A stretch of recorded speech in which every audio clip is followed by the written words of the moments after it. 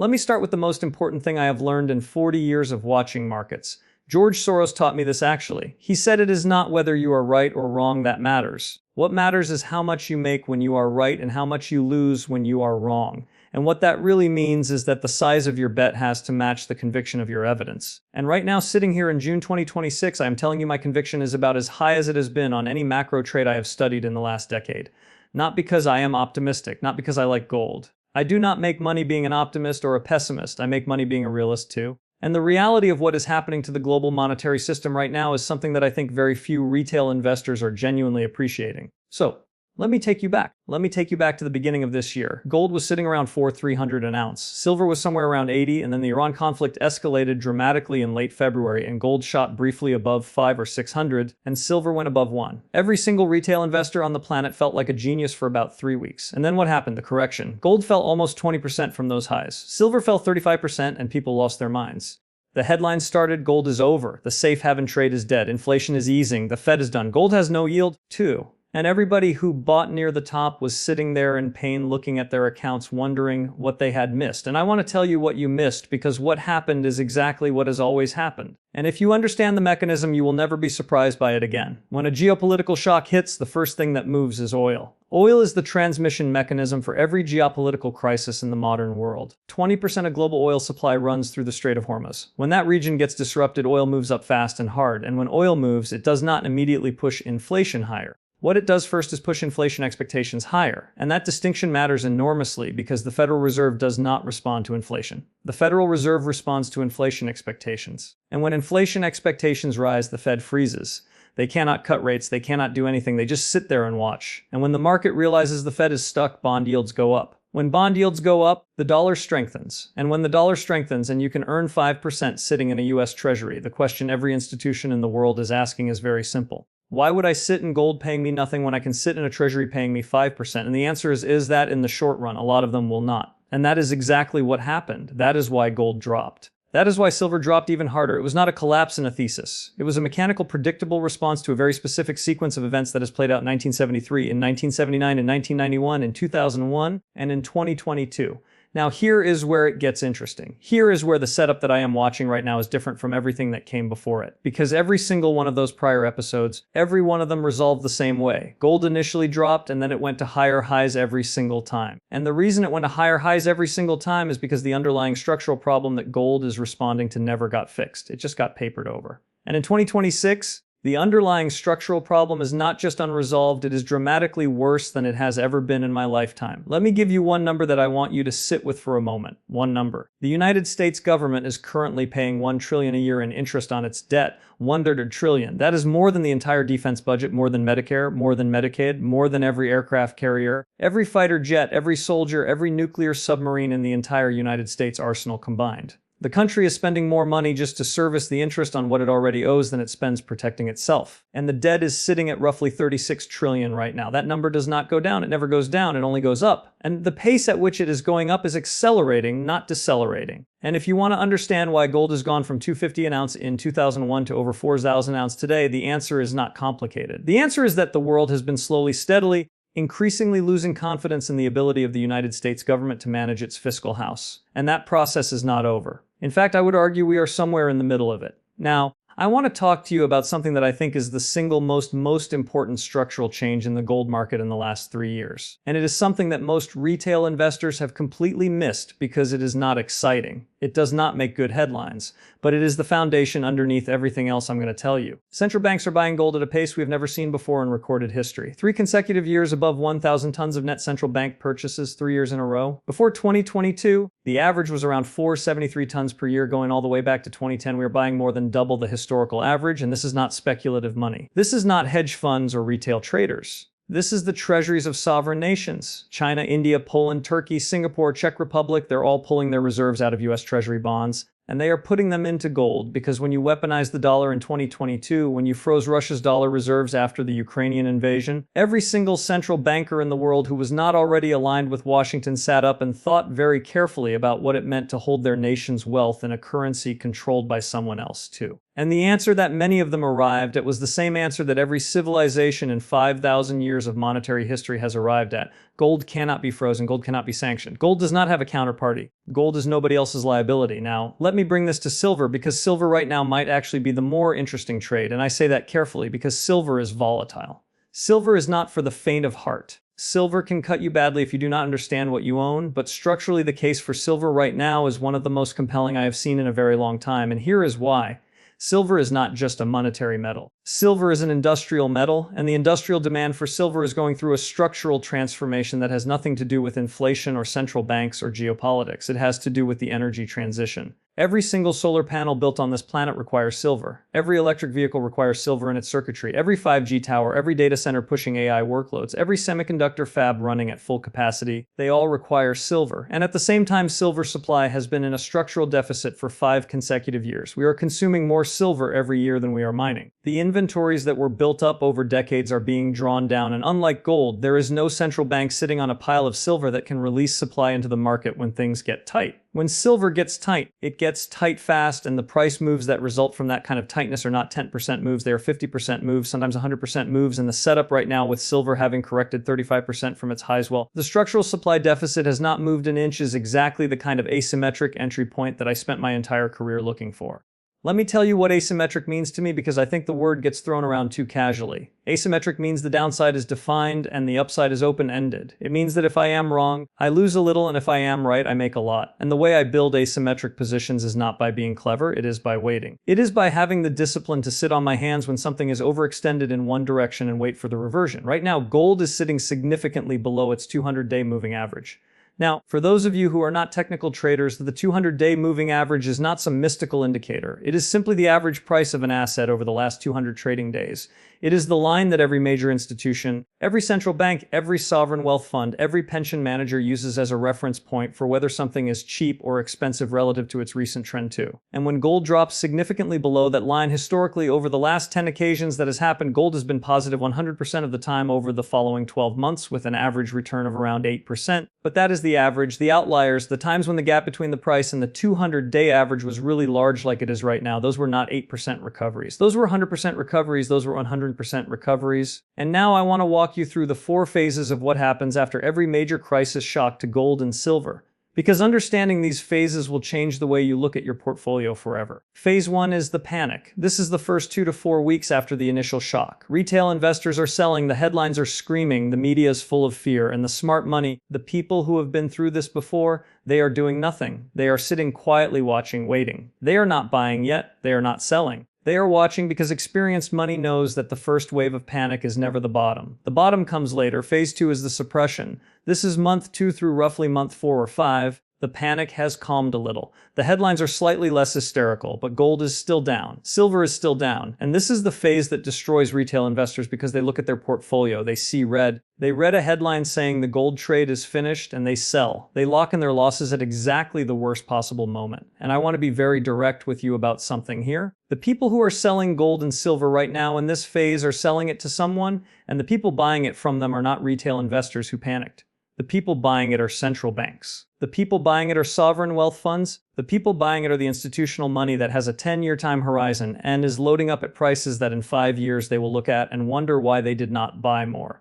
Phase 3 is the structural bid. This is when central banks are consistently buying. The miners start reporting record profits. The smart money that sat patiently through phases 1 and 2 is now positioning. Recovery begins quietly and retail is still scared. Retail is still reading the headlines from phase 2, still licking their wounds, still telling themselves they will buy back in when it gets safer and safer in markets. Almost always means higher. By the time retail investors feel safe about gold again, they will be buying it at $6,000 an ounce too. And the people they will be buying it from will be the same institutions and central banks that bought it from them at $4,300 when they panicked. Phase 4 is the breakout. Price moves above the pre-crisis high. New all-time highs, the cycle completes, and the media that spent phase 2 telling you gold was over is now writing cover stories about why gold could go to $10,000 an ounce, and at that point the trade is largely over for the patient money. The patient money is selling into retail euphoria, and the whole thing resets. Now, I want to address something directly because I know some of you watching this right now are sitting in losses on gold or silver too. Maybe you bought near the highs in January or February of this year. Maybe you are down 20%. Maybe you are down 30% on silver, and you are feeling a combination of pain and frustration and maybe some self-blame too. And I want to tell you that those feelings are completely normal, and they are also completely useless. Pain and frustration and self-blame do not help you make better decisions too.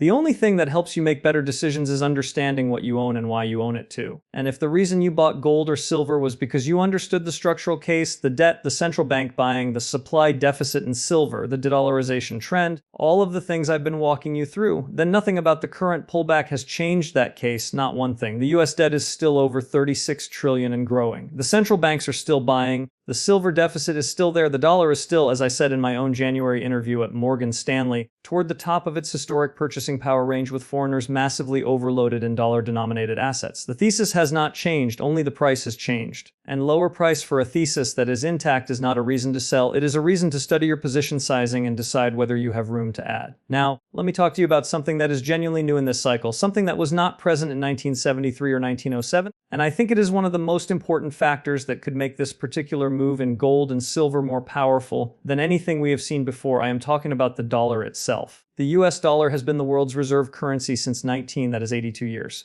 And for most of those 82 years, holding dollars was rational. The United States had the largest economy, the deepest capital markets, the most liquid bonds, and a track record of at least attempting to manage its fiscal house responsibly. None of that is as true as it used to be. The fiscal trajectory of the United States is now genuinely alarming by any historical standard. $1 trillion a year in interest payments, deficits that are structural and seemingly permanent, a political system that seems constitutionally incapable of addressing the underlying problem.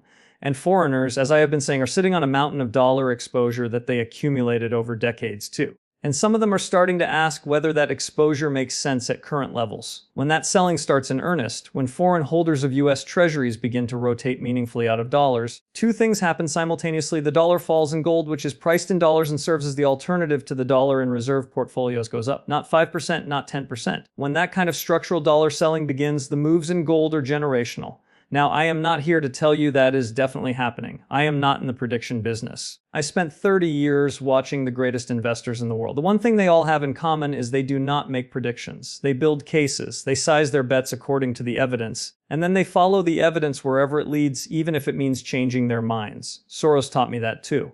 The willingness to change your mind quickly when the facts change is not a weakness. It is the single most valuable trait in macro investing. And right now, too, the facts are telling me that the case for gold and silver over the next 12 to 18 months is as strong as anything I have seen since gold was sitting at futtered 500 an ounce and everyone had given up on it. Let me give you a few very concrete data points that I am watching right now because I do not want this to be abstract. I want you to walk away from this video with specific things you can track yourself. First, watch the gold to sitting around 75 to 1. What that means is that it takes 75 O's of silver to buy 1 O's of gold. Historically, that ratio has averaged somewhere between 4 and 60 to 1 over long periods. When silver is undervalued relative to gold, the ratio is high. Right now it is high. Historically, when the ratio compresses back toward historical norms from elevated levels, silver outperforms gold dramatically. If gold goes to 60 rand and the ratio compresses to 50 to 1, silver would be sitting at 120. That is 50% higher than where it is right now. Even if gold only goes up about 40% from current levels, that asymmetry, that is what I am looking at. Second, watch the real yield on the 10-year US Treasuries. Real yield means the interest rate after you subtract inflation. When real yields are positive and rising, gold has a headwind because you are getting paid to sit in bonds and you are giving up nothing by not owning gold. When real yields are falling or negative, gold has a tailwind because sitting in bonds is losing you purchasing power and gold starts to look very attractive by comparison. Right now, with the Fed stuck in inflation still sticky and oil-driven inflation expectations starting to build again, the direction of real yields is something to watch very carefully. If they start to fall, that is one of the most powerful catalysts for gold I know. Third, watch central bank data. Specifically, watch the quarterly reports from the World Gold Council. When central banks are net buyers above 1,000 tons a year, the structural floor under gold is very solid. If that number starts to drop, I want to know why. If it keeps rising, that tells me the dollarization trend is accelerating. Either way, the data tells me something important. And fourth, watch the miners. Specifically, watch the profit margins. When gold is trading above 4,000 and a major miner like Agnico Eagle has a cost of around first 400 per ounce to get gold out of the ground, that means they are making roughly $2,600 in gross profit on every single ounce they produce. That is a margin that most businesses in the history of capitalism have never seen too. And yet, the miners are still trading at a significant discount to where their fundamentals say they should be. The reason for that discount is that the stock market still has a memory of what happened to miners in 2013 and 2015 when gold fell and miners fell even harder. People are scared of miners, and that fear, that persistent, irrational, historically anchored fear is exactly what creates the opportunity. Because when gold goes up again and the miners start reporting those absurd profit numbers and the institutions who are underweight miners start to catch up, the leverage that the miners provide to the gold price is not 2 times, it is 3 times, it is 4 times, sometimes more. Now, let me step back for a second and talk about the bigger picture because I think context matters enormously here. We are living through a period of genuine structural transformation in the global monetary order. The last time the world went through a transformation of this magnitude was in 1971 when Nixon closed the gold window and ended the Bretton Woods system. Before that, it was 1944 at Bretton Woods itself. These are not annual events, they are generational events, and they are characterized by enormous uncertainty, enormous volatility, and enormous opportunity for those who understand what is happening. What is happening right now is that the unipolar monetary world, the world where the dollar is king and everything is priced and settled and held in dollars, is slowly, messily, sometimes violently giving way to something else. What that something else looks like is not yet clear, but I can tell you with a high degree of confidence what the transition itself looks like. It looks like exactly what we are seeing: elevated gold prices, central banks diversifying reserves, the dollar under structural pressure, volatility in bond markets, geopolitical fragmentation driving countries to hold more of their wealth and assets that no government can control. And in that environment, gold is not a trade. Gold is a structural position. Silver is a trade with a structural tailwind. And the miners are the leverage play for those who understand the risk and are prepared to manage it. I want to finish by talking to you about something that I think is the most important idea in investing, more important than any specific stock or metal or trade. It is this: the difference between the investors who make life-changing money and the investors who perpetually chase and perpetually get hurt is not intelligence too. It is not connections. It is not access to information. The information is all out there. Everything I have told you today is publicly available. The debt number is public. The central bank buying data is public. The supply deficit numbers for silver are public. The historical patterns of gold behavior after geopolitical shocks are all public. The difference is not information. The difference is behavior. The investor who panics when gold drops 20% and sells at the bottom is not acting on bad information, they're acting on fear. And the investor who sits patiently, who understands why the price dropped, who knows that the thesis is intact, and who has the emotional discipline to hold or even add to their position when everything feels wrong, that investor is not smarter than the person who panicked. They just have a better relationship with uncertainty. Uncertainty is not the enemy of good investing. Uncertainty is the prerequisite for good investing. If everyone was certain that gold was going to 6 and gold would already be at 6, then it is precisely because some people are uncertain and some people are scared and some people are selling that the opportunity exists for those who have done the work to be confident in their thesis and patient in their timing. The last time I was this convicted about a setup in the metals was early 2024 when gold was sitting at $2,000 and every single mainstream financial outlet was telling people that with interest rates at 5%, there was no reason to own gold, and we went from 2,000 to 5,600 in roughly 2 years. I am not telling you we're going to do that again from here. I am not in the prediction business. What I am telling you is that the structural conditions that drove that move have not gone away. In fact, on almost every measure I track, they are more extreme today than they were in early 2024. The debt is higher. The central bank buying is more established, the silver deficit is deeper, the dollar structural position is weaker, and the price after a 20 to 35% correction from the highs is more attractive than it was at the peak. So, if you are sitting in red right now, stop looking at where you bought. That number is irrelevant. The only question that matters is this: if you had no position in gold or silver today, and you were looking at the setup I just walked you through, would you want to own some? Answer that question honestly, because that is the question that determines your next move. Not where you bought, not what your account looks like today, not what the headlines are saying. Just in looking at the data, looking at the structural case, looking at the historical patterns, does this make sense? I think it does. I have spent a lot of time on this. The evidence compels me, and I will follow the evidence wherever it leads. That is what I have always done. That is the only thing that has ever worked. If you got something out of this, do me one favor, share it with one person who you think needs to hear this. Not because it helps me, but because there are a lot of people sitting in red right now feeling alone and confused and scared. And sometimes just understanding why something happened is enough to make you feel a little less crazy. Understanding does not fix the pain of a drawdown, but it does stop you from making the worst decision at the worst time. And that in investing is worth an enormous amount. Take care of yourselves, do your own research. Never take a position you do not fully understand, and remember, the goal is not to be right. The goal is to make money when you are right and not lose too much when you are wrong.